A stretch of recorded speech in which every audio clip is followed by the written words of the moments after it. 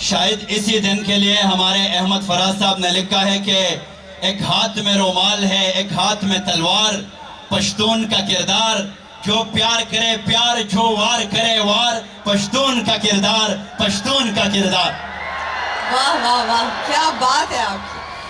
अच्छा, हमारा जो है ना वो स्टेज पे बड़ा कम जो है अपीयरेंस रहेगा। मैं चाहती हूँ कि हमारे जो परफॉर्मर है ना वो आते जाएं और साथ साथ इस शाम को और खूबसूरत बनाते जाएं।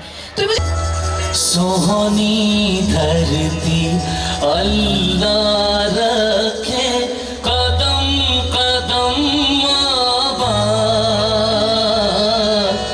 कदम कदम आबाद तुझे, कदम कदम आबाद।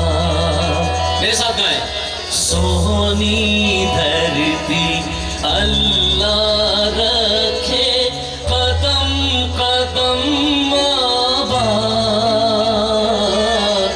कदम कदम आबाद तुझे, कदम कदम आबाद। सोहनी धरती, यहां से आवाज तेज आनी चाहिए।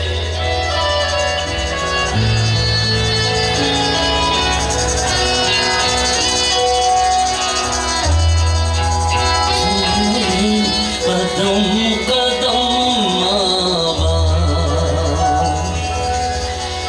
तेरा हर एक